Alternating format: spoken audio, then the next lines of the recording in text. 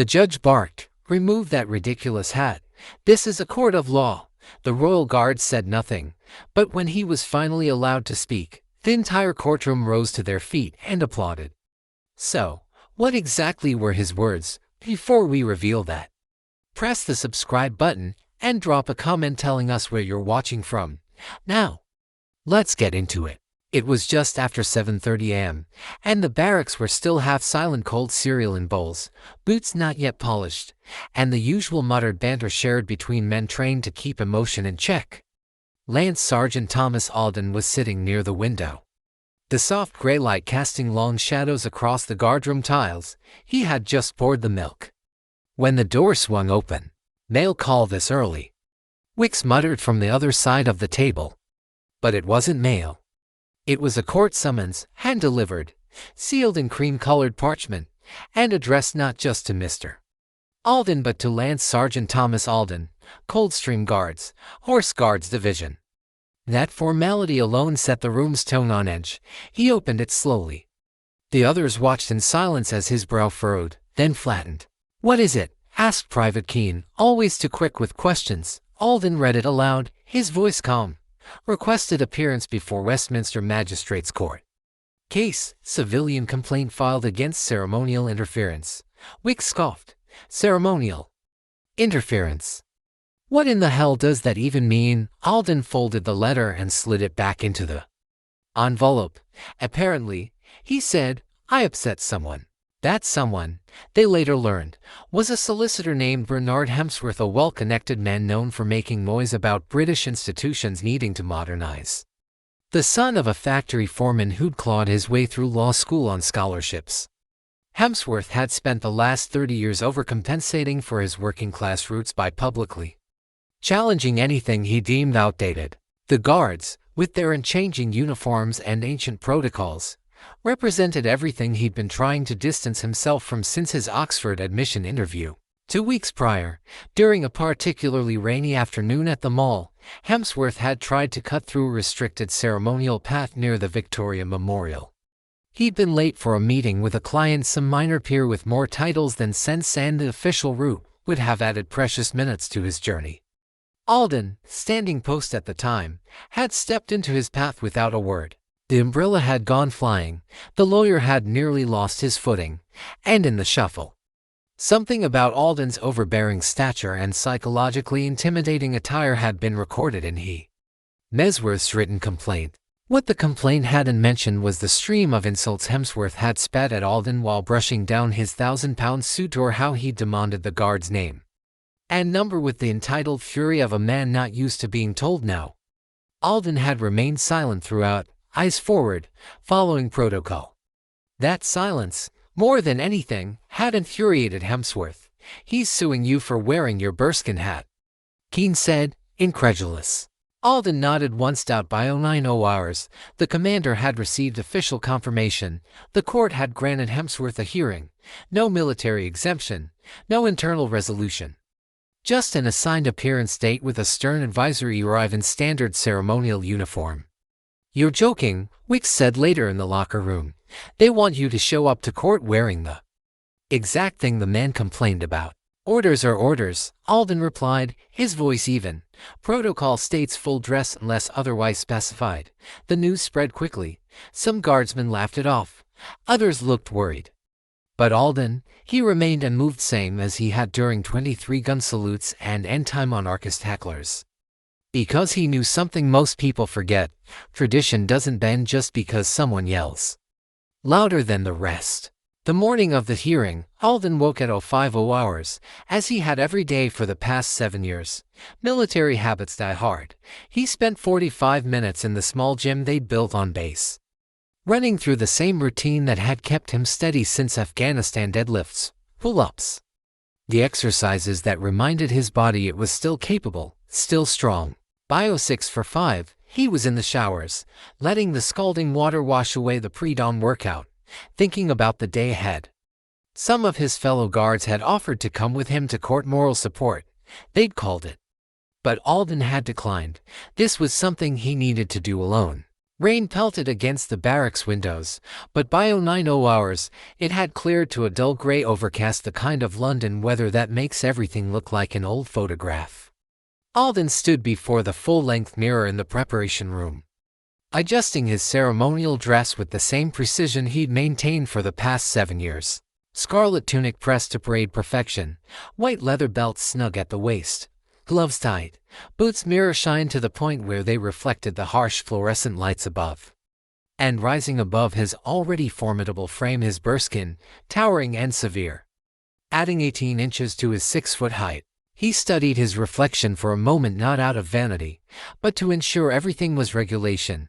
The brass buttons aligned perfectly, the medals set exactly where they should.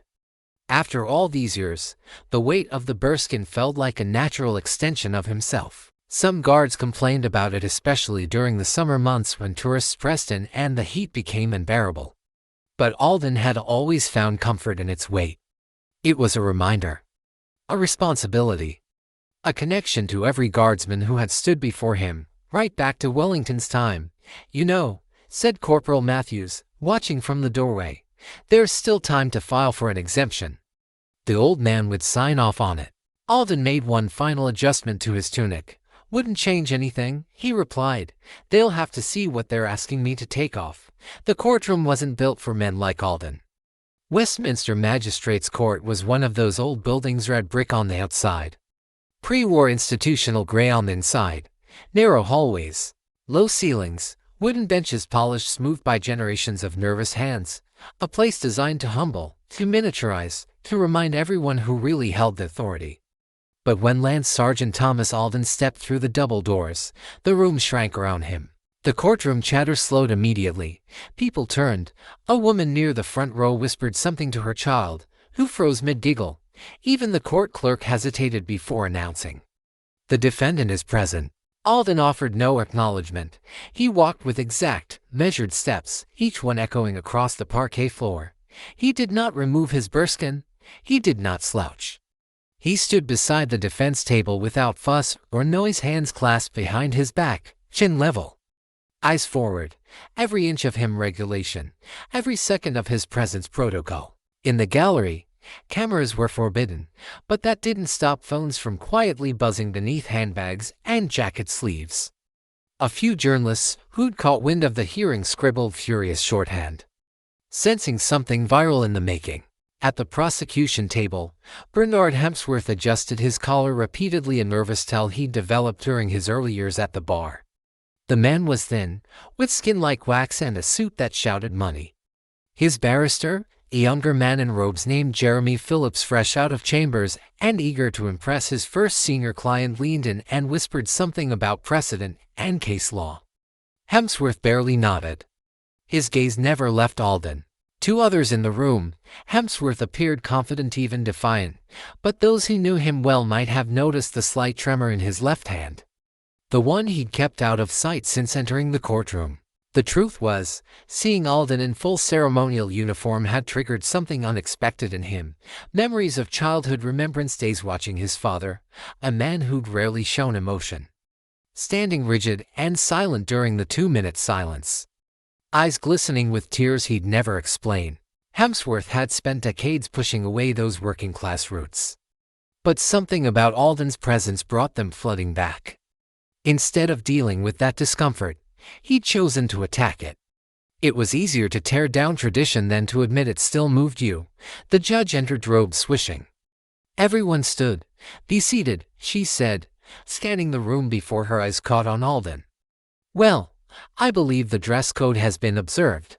A murmur of restrained amusement passed through the gallery. Alden remained stone-faced. "Mr. Hemsworth," the judge continued, tone tightening, "you've requested this hearing on the grounds that a member of the Queen's Guard intentionally intimidated you in public space. You claim his militarized display constituted an act of psychological aggression. Is that still your position?" Hemsworth stood stiffly. "Yes, Your Honor. I contend that his appearance, specifically that outlandishly oversized hat, was a deliberate attempt to obstruct, to provoke, and to humiliate. And," she said carefully, "you're requesting the court recommend modifications to ceremonial uniform policy." "I am." Minimum, that this Bearskin tradition be deemed incompatible with civilian spaces. The room exhaled quietly, sharply. The judge turned toward Alden. Lance Sergeant, do you understand the complaint brought against you? Yes, Mum, Alden replied, clear, calm, controlled. Will you be offering a defense? I will, he said, then added without blinking. By standing still. The room was already quiet, but the silence that followed Alden's words felt different, thicker, the kind that makes you feel the sound of your own breath. Even the gallery seemed unsure whether to laugh or listen. The judge adjusted her glasses. You mean that literally, Lance Sergeant? Yes, ma'am, Alden said, still not turning his head.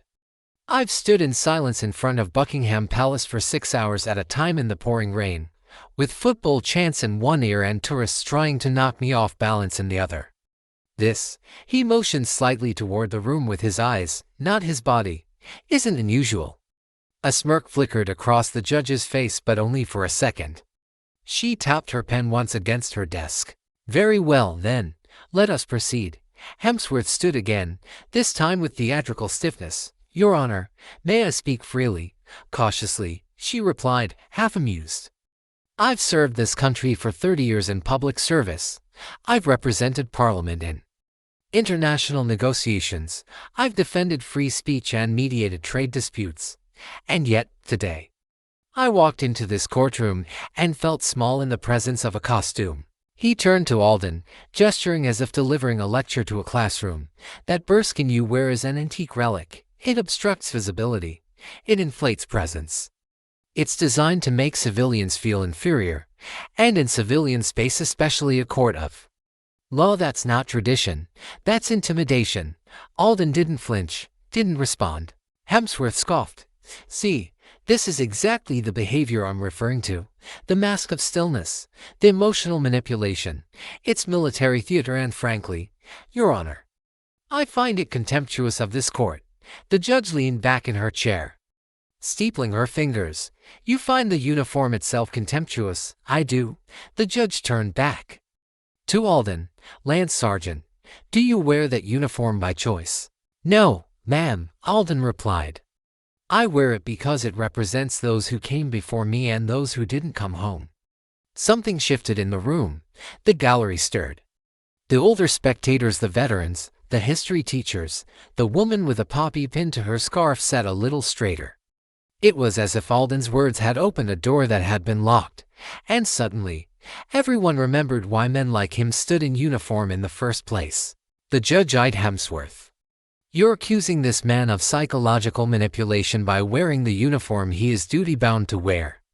Hemsworth straightened his tie. I am. Noted, the judge said sharply. But let me remind the court, we are not in a theater. We are in a building older than half the laws on our books. And in this space, if anything, the side of discipline and order is not a threat. It is a reminder. She leaned forward, her voice carrying new weight. And I, for one, am not in the business of asking soldiers to apologize for standing straight.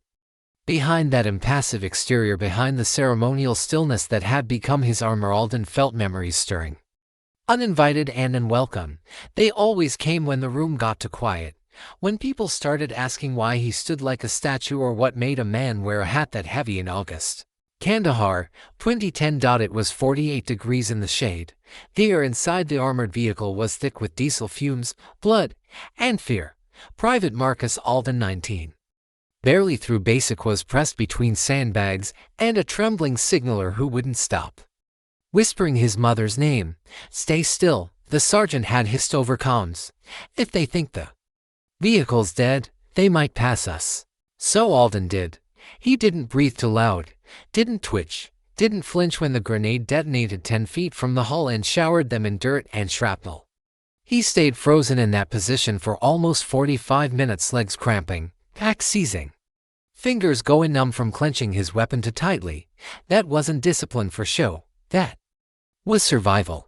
They called it ghost posture, sitting so still you weren't a soldier anymore. You were part of the wreckage. Later, when they cleared the compound and counted the bodies, the commanding officer shook Alden's hand and said, I've never seen stillness used as a weapon before. People never understood. They thought stillness was weakness, a symptom of compliance, an act. But real stillness, the kind carved into your bones through hours of training and moments of terror, that was a form of strength no courtroom insult could touch. He joined the household division after recovery, transferred to ceremonial duty not as retirement, but as responsibility. Because no one ever talked about what happened after war. How sometimes the only way to stay sane was to find structure, precision, silence. Alden chose the guards not to be looked at, but to keep from looking back. The Bearskin wasn't a costume to him. It was armor. Tradition. Memory. The court clerk called the next witness, and Alden didn't move, didn't react. He simply stood, bearing not just the weight of his uniform, but everything that had come before it. The case being heard that day was small in scale: civil disturbance, trespassing, some minor scuffle in a park. But none of that mattered, not really. The room wasn't waiting for a verdict. It was waiting for a decision whether Alden would be allowed to continue standing as he was, whether his hat, his duty, belonged in that courtroom. The defendant was mid-testimony, a local activist named Connery, arms folded, gaze drifting toward the press row every few seconds. His solicitor had already attempted to argue the guardsman's presence was intimidating, that it skewed the tone of the court. Intimidating, Alden thought. Not without irony. He hadn't spoken a word, hadn't moved. The judge interrupted mid-question, again turning to Alden. "You are not above this court, guardsman. That hat may carry symbolic weight on parade grounds, but it carries none here. Remove it." Alden remained still. The silence that followed was heavier than before. This time, it was broken not by the judge, but by a quiet voice from the gallery. "If I may." A man had risen from the third row, elderly, distinguished, silver hair, dark blue suit with an unassuming red and gold regimental pin. Several barristers glanced his way, recognizing the insignia before the face. It was retired Brigadier Simon Hargreaves. The judge narrowed her eyes. "You are not counsel in this matter, sir. I know. But you are publicly challenging the bearing of a member of the King's Guard, and I believe I may offer clarity as a former commander of the household division." A murmur rippled through the courtroom, and the judge hesitated. "You have 30 seconds. Hargreaves walked with precision as he approached the bench, not dramatic, not rushed, just purposeful. He didn't face the judge immediately. He turned instead to face Alden. "Guardsman," he said, with the kind of authority that never quite leaves a man, "state your regimental post." "Grenadier Guards, 2nd Battalion, attached to ceremonial rotation. Active service until 2012. Sir, and your orders today, to stand sentry outside this courtroom during the remand of Crown vs. Re. Maintaining full ceremonial uniform and posture as instructed by the barracks commander, sir." Hargreaves nodded once, turned to the judge. "He's not here for show, Your Honor. He's here because some of us believe duty shouldn't end when the uniform leaves the parade ground. He's here," Hargreaves added, voice rising just enough to reach the spectators, "because in a world that forgets quickly, men like him choose to remember visibly." The room was stone silent. Then, slowly, people began to rise. First, a retired sergeant in the back row, then a young veteran seated beside the clerk. One by one, civilians and soldiers alike stood, not in protest, in respect. Even the defendant looked over, genuinely stunned by the shift. The judge didn't say a word, but she didn't ask Alden to remove his hat again. For a moment, it felt like time itself had stalled. No voices, no shuffling, no murmurs, just the sound of breath held tight, as if no one wanted to be the first to break whatever spell had fallen over the room. Then it happened, a single, solitary clap. It came from the public gallery, a woman in her 60s, seated beside the aisle, eyes brimming with something between pride and memory. She clapped once more, deliberate, firm. Then someone else joined in, then another, and another. In seconds, the courtroom that had moments ago been rigid with protocol had erupted not into applause, but into recognition. It wasn't cheering. It wasn't celebratory. It was something deeper. Something older, a slow building, reverent ovation that rippled through the chamber like a tide turning back against the shore. Even the court clerk, bound by stricter codes than most, allowed himself a quiet nod, his eyes momentarily lingering on Alden as if seeing him for the first time. Alden didn't move. He couldn't, he wouldn't, but behind that impassive exterior, something in him stirred, not pride, exactly, something heavier. The ache of years spent invisible in a uniform everyone noticed but few understood. The judge, to her credit, didn't slam the gavel. She didn't bark orders. She simply sat back, watching, perhaps remembering a father or grandfather, perhaps realizing that in all her years of law, she'd never witnessed something quite like this. Brigadier Hargreaves cleared his throat. With the court's permission, I'll take my seat. The judge gestured silently, eyes still fixed on Alden. A young woman from the press box scribbled furiously into a notepad, her earlier cynicism replaced by something closer to all. Even the defendant, leaned forward on the table, elbows resting on worn wood, suddenly more interested in the soldier before him than in his own hearing. When the clapping faded, the judge finally spoke. "Lance Sergeant Alden," she said slowly, deliberately, "you may remain as you are. The court now understands." And just like that, the moment passed, but no one in that room would forget it. Because in a world that asked men like Alden to fade quietly into ceremony, to be seen but not heard, admired but never truly respected, he hadn't raised his voice, hadn't offered a speech, hadn't even moved. He just stood, and somehow, it was enough to make the whole room rise to meet him. The black car hummed through the damp London streets like a whisper lost in fog. Rain tapped gently against the windows, blurring the streetlights into soft amber smudges. Inside the rear compartment, Alden sat in full uniform, still wearing the bearskin, the weight of the day settling on his shoulders differently now. He hadn't spoken since leaving the courtroom, but his mind was churning. The sound of that applause, not the perfunctory clapping you heard after ceremonial events, but something deeper, more personal, still echoed in his ears. For 7 years, he'd stood at various posts around London, watching thousands of people take photos, hearing countless comments, but today was different. Today, people had seen him. Beside him sat Brigadier Hargreaves, posture formal though the tension in his jaw had eased. The brigadier had slipped into the car wordlessly after the hearing, simply nodding at Alden before settling into his seat. For several minutes, neither man said a word. The driver, ex-Royal Artillery, from the way he adjusted his mirrors and the subtle way he held the wheel, knew better than to interrupt that silence. "You know," Hargreaves finally said, breaking the quiet, "when I commanded the household division, I used to worry we were becoming anachronisms, living museums. The world's moving so fast." And there we stood unchanged. Alden glanced at him but said nothing. "Today," the brigadier continued, "I realized we're not anachronisms. We're anchors. In a world where nothing's permanent, where everything's disposable and forgettable, we're the things that stay, that matter. People need that more than they admit." Somewhere near Trafalgar Square, they hit traffic, a protest, it looked like. Something about climate change. Young faces pressed against windows, colorful signs wobbling in the air. Alden watched them through the rain-streaked glass, thinking about how different their world was from his, how necessary both worlds were. Finally, Hargreaves cleared his throat. "Well," he said, voice low, "that was unorthodox." Alden didn't reply. He kept his eyes forward, posture unchanged, but the corner of his mouth twitched just slightly. "I've sat through more hearings than I can count," Hargreaves continued, "but I've never seen a room come to attention without a bugle." Still no answer. Hargreaves leaned back, exhaling through his nose. "I suppose you didn't do it for applause?"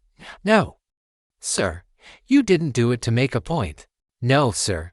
"Then why?" the brigadier asked, not challengingly, but curiously, genuinely. Alden turned his head slowly. His voice was calm, matter of fact. "Because if I took it off to please a courtroom, I'd have to take it off in my head too, and I'm not ready to do that." That landed with weight. Hargreaves nodded once slowly. "Well said." The rest of the ride passed in a silence that wasn't uncomfortable, but filled with understanding. As the car turned onto Birdcage Walk, approaching Wellington Barracks, Alden finally relaxed his shoulders just a fraction, just enough. The rain had stopped by the time they pulled up to the gate, The clouds were beginning to part above St. James's Park, and pale sunlight glinted off the wet cobblestones. The driver got out and opened the door. Alden stepped down, adjusted his gloves, and turned back to the brigadier. Permission to resume post. Sir, Hargreaves gave a faint smile. Granted. Alden walked toward the barracks, not slowly, not proudly, just as he always did, with precision, with silence, with that same weight he'd carried all day. Inside the building, soldiers were gathered around a small TV in the common room. The courtroom footage had somehow made it onto the news already. Some journalist had grabbed a decent angle despite the no recording rules. The volume was low, but you could see the moment clearly. The spontaneous standing, the applause, Alden remaining perfectly still throughout it all. When Alden entered, the room went quiet. No one clapped, no one joked, but there was something different in their eyes, a mix of respect and curiosity. These men knew Alden, had served alongside him for years, but today, they'd seen something else. Not the quiet guard who always took the extra shift. Not the man who helped others with their kit preparation without being asked, but the living embodiment of what they all represented. Private Keene, the same one who'd asked too many questions that morning, looked up from where he'd been pretending to read a magazine. "Mate," he said simply. It wasn't much, but from Keene, it was everything. One of the younger guards, a fresh-faced recruit named Foster, who still looked 12 in civilian clothes, stepped aside and offered Alden the best seat in the room, the worn leather chair everyone fought for during evening downtime, positioned perfectly for TV viewing. Alden nodded his thanks. He didn't take the seat. Instead, he moved to the window, looking out at the grounds where other guards were practicing drill movements in the fading daylight. Their precision was beautiful, every movement synchronized, every step measured. This was what he defended today, not just in court, but in that entire strange, charged moment when the room had risen to its feet. "Lance Sergeant," Foster ventured. "You're Bearskin, sir. Don't you want to?" Alden met his eyes in the window's reflection. "Not yet, lad, not quite yet." He stood there still in full uniform, watching his brothers practice the ancient routines that would never grow old. The weight of history and tradition sat comfortably on his head, like it always had. Only now, he carried the weight of something more, the knowledge that sometimes, standing still was the most powerful thing you could do. Would you have removed the hat just to avoid judgment? Or would you have stood tall, knowing exactly what that uniform means, even if the whole room misunderstood you? Let us know in the comments. We read every single one. If this story gave you a new respect for the Royal Guard and the discipline they carry, not just on parade, but in principle, hit that like button. It helps more than you know. Make sure you're subscribed and press the bell icon so you never miss one of our daily uploads. And if you know someone who thinks ceremonial soldiers are just for show, send them this video. Let them see what duty really looks like under pressure. Our other Royal Guard stories are popping up on your screen now. Check those out next, and we'll see you tomorrow same time with another story that proves silence isn't weakness. It's conviction.